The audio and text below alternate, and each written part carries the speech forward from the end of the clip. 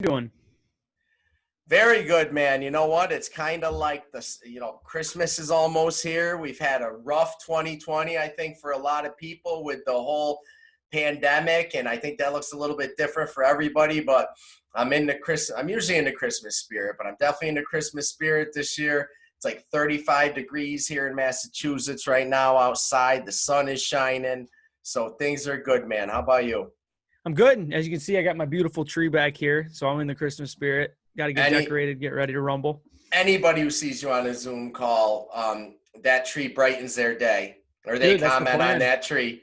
This is the Zoom call room right here. Get the tree, get Christmas the tree, spirit bro. going, Yeah, help motivate some people, and I'm I excited to love talk it. about this topic, man. I think a lot of people have that, to your point, have that fine line, that balance between, pushing themselves a little too hard and maybe taking a step back and trying to find that balance point. So it'd be good to talk about, the topic today. Yeah, man, that fine line between technique and intensity. It's a great topic, and I can relate. I think you can relate. I think everybody can relate.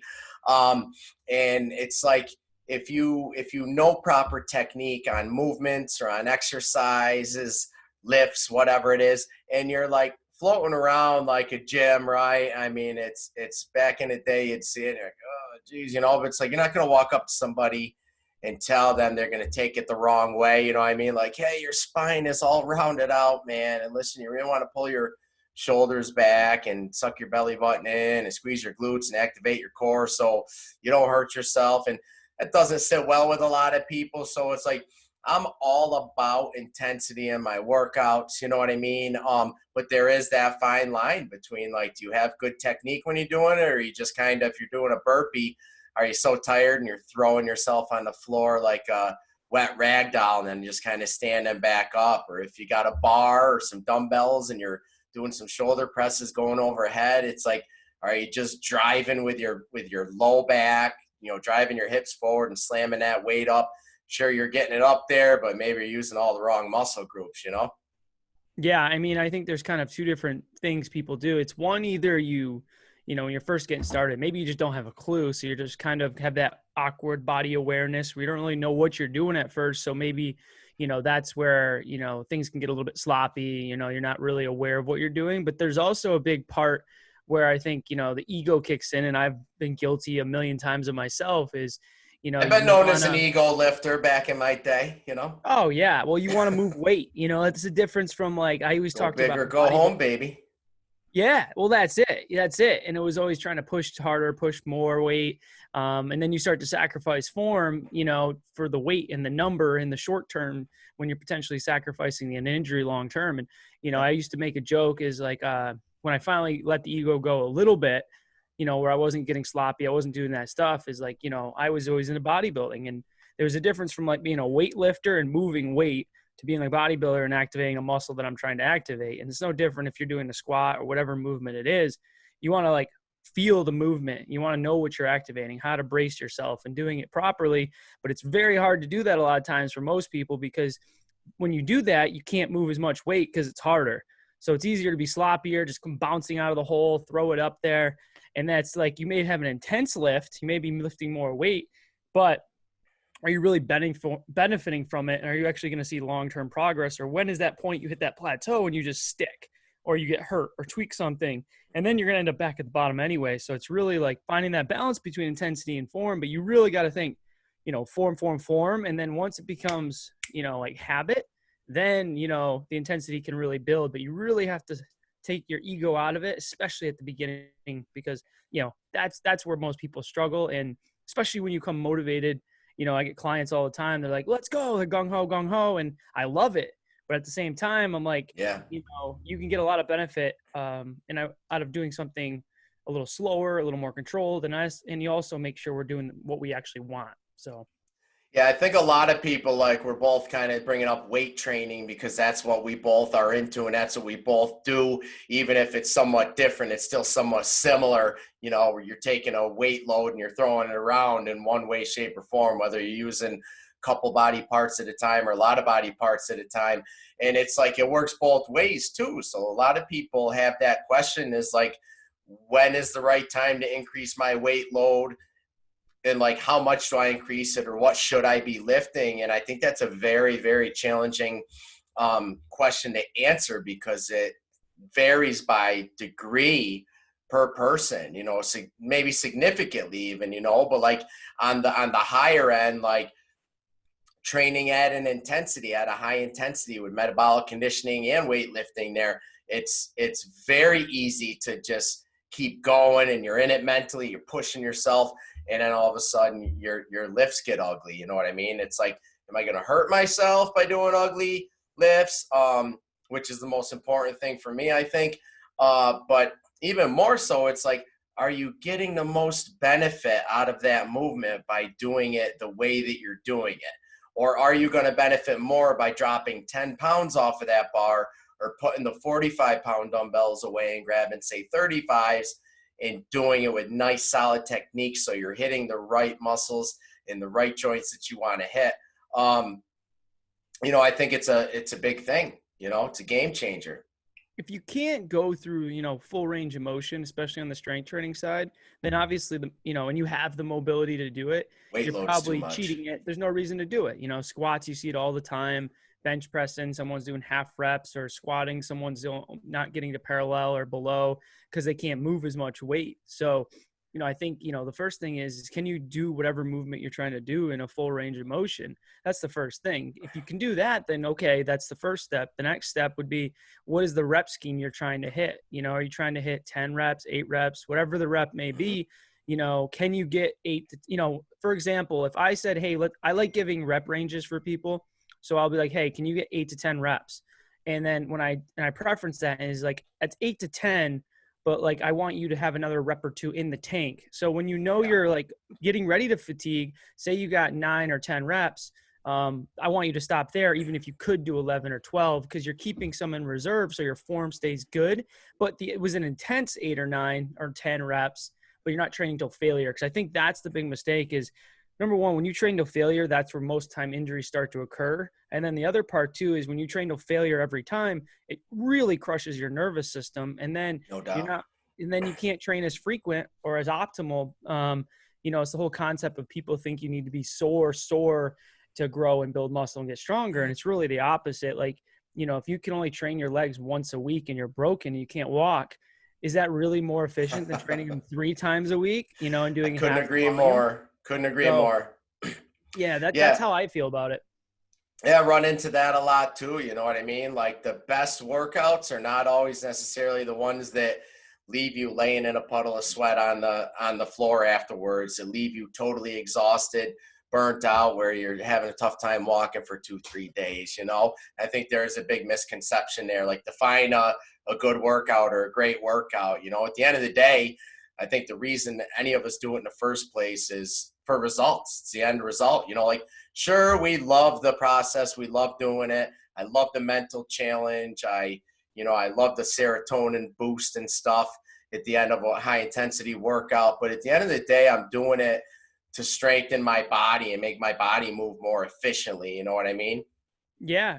And I think that's for me too. And over the years, you get used to that, you know, because when you're young, my dad said all the time, he's like, you know, Jeff, you're just young and dumb, you know, and that's just how it was. You do a lot of dumb things and you push yourself, especially when you are motivated. You don't really think about it as, you know, I might get hurt or this. You're just ready to go, go, go. And Yeah. you know, you train till you're in a sweat, or you're trained till you're sore and training this. So, you know, and I think a big part of that too is the patient side. You know, I'll write a program for someone, you know, say they want to get stronger and build muscle, and I'll write a program and like, well, I do a lot of these already. And I said, yeah, like sometimes it's not fancy, it's just consistency. So like, you know, programs don't have to be really complex to see really great results. It's just putting something basic together that progressively challenges them week over week, eat good foods, sleep enough, and you'll get results. It's not about being fancy, it's about being consistent. And when you said earlier, we're talking a lot of the strength training side, some of the conditioning, but even the cardiovascular, like that's, I think people struggle with that too, just as much. People go out and they go like, I'm going to go run, and, you know, and they go run 3 miles when they haven't ran in years. And then their shin splints, their knees hurt, you know, and they're all jacked up. And it's the same regard. You have to find that balance between like slowly building up to it, making sure Absolutely. you're working hard in that small amount of work that you're doing, whether it's a quarter mile, half mile, mile more, but not gassing yourself out because it's, you know, you're going to get hurt. So it works in the cardio side. It works in the strength training side. Yeah, and we're talking more on the higher end, like that fine line between technique and intensity, and you know, the people that go hard, or if you want to go hard and stuff, and recovery times and all that. But on the opposite end of the spectrum, right, there's also, like, I run into a lot of people that are lifting in my gym and stuff, or working out in my gym, and it's like, do you push yourself enough? So there's that end of it as well, right? So again, we don't want ugly technique and stuff, but if I'm doing, like, if I'm a female or a male, and I have, say, weight loss goals, right? And I want to increase my core strength, and my back's sore, right? So I'm doing deadlifts, and it's like I'm doing them at 65 pounds, and I'm watching you knock out like 10 reps, and I know you got like 30 more in the tank, and just week after week after week, like, we have to build progressions, you know what I mean? We have to set little micro goals, and we have to, like, increase the weight progressively within reason to get the end result too. So it's like, you know, going through the motions doesn't just get you there either. You have to find that fine line between challenging yourself in a way that you're going to progress, you're going to get results, you're going to hit your end term goal, and you're also not going to get injured along the way doing it. So I find that people struggle a lot on both ends, Jeff, where it's like, there's a lot of guys and a lot of, like, teenage kids that I work with that, like, I have to go over and pull the weight off. Like, I'm pulling 50 pounds off the bar. Like, you know, it's like, hey, listen, I'm not here to say you're a weakling, or you suck at life, or you can't do this, or you're no good. But what I am here to say is, you've got too much weight on the bar for what you should be doing, because your spine's all rounded out, or your knees are forward, whatever it is. It just looks ugly, and I can't have anybody get injured on my clock. But also, like, you want to benefit the most you can from that movement, from that lift. Like, take a bent over row, for example, with a straight bar, right? Like, we need to take a little bit of weight off. Now, when you hinge forward, you keep a nice neutral spine. You're hitting the muscles that you want to hit. Your shoulders aren't all rounded forward. You're not going to risk a shoulder injury, pinching something wrong. So you're in a much better place now. Start there, and now let's build off of that. Get ourselves strong with that weight, and then you're going to progress. And then it's time to add more weight on. And I assure you, by doing it properly, by doing it with good solid technique at a lighter weight, you will benefit more than heavier weight with not the right technique. And on the other end of that, there's people that it's like, you're knocking out 10 reps with a weight that I know you could knock out 50 of, right? So it's time to add a little weight on, you know what I mean? They're like, oh my God, look what I just did. And I'm like, oh yeah, you could add more on. So I think a lot of people struggle with, like, how much weight is too much weight? How much weight is too little weight, you know, and just finding that, like, am I working outside of my comfort level, or am I working within? You know, at the end of the day, whichever end of the spectrum I'm at, I need results. I need to get there as quick as possible in the safest way possible. Yeah. And I think it goes back to, it's like, you know, if you know what your workout is, you know what your rep scheme is, you know, once you learn the movement, you know what good form is, like, you know, try to work within the range, or if it's, you know, if it's a timed thing, you know, and you're going for as many as possible or something like that. I mean, in that regard, you got to just, you know, at first it's hard, but you got to know, you know, yourself a little bit, and it takes time to figure out what, you know, that fine line is of, like, going till failure or keeping a little in the reserve, or, you know, it's like you said, a push-up is very easy to just, like, get sloppy and round and arch and keep grinding out, you know, and people are like, I can do 50 push-ups. And I'm like, dude, you did 12. No, you can't. You did the worm, you know? The worm. Yeah, exactly. And then in regards, it can do the worm on burpees too. I see the worm on burpees a lot. I would say 75% of burpees done are with a worm, you know. It's way easier to do it, you know, because they want to get through the workout, and it's harder not to do the worm. So which it goes back to, right? Correct me if I'm wrong, but why are you doing the burpee in the first place? To do the worm, or to, like, maximize the amount of benefit you're getting out of your core and the metabolic condition to full body strength. You know, Yeah. if you don't do the worm and you do a nice solid burpee, you're going to be that much further along, that much quicker. Yeah, it's just harder, and then to people that are, when you brought up earlier the point about, we talked a lot about the, put redlining it and then the other part of not pushing yourself enough. I think, it's uncomfortable physically to work out, so you have to kind of embrace that and understand it. And that it's not going to be easy to just do. And if you're not getting results, or your cardiovascular isn't getting better, or you're not getting stronger, but you're going through these workouts, I think you really have to look at, are you actually pushing yourself? Because that's a huge piece of the puzzle, and you can't expect, really good results if you're just going through the motions. Exactly. We can try to motivate, inspire, and push you. And as a coach, it's tough because we want to see you succeed. At the same time, you have to be putting in the work too, to get from point A to point B. So it's always tough. It's not easy to work out, but once you get a routine, you start building those habits, you start embracing that discomfort on a day-to-day, because it's going to be better. You'll be good, man. And I think it's just always a balance. It is a balancing act. That's really what it is. For sure. And I mean, that's why, like, you know what? I'm big on documentation, as you know, right? If I don't know my numbers, how do I know what numbers I should do next time? How do I set goals? How do I progress? How do I improve? If I don't know what I'm capable of, if I don't have some sort of testing, whether it's like, do this movement for 60 seconds for as many reps as possible, and then retest a month later, or it's like, look at these weights, how much weight did I do of each movement this month? What are my goals for next month? And progress forward. What did I do this month compared to last month, or this week compared to the previous 2 weeks? But documentation is everything too. So the only way you're not going to progress, like you said, is not pushing yourself outside your comfort zone. And in my opinion, not documenting what you do. So you have no direction, so there's like little simple things, like people have math skills. If you have math skills, you can track numbers, you can set goals and stuff, and you can be successful in a weightlifting program or any kind of exercise program, in my opinion, because all you need to do is document your numbers, set little goals, and make progress, but if we don't do that, how do we know where we're going or how we're going to get there?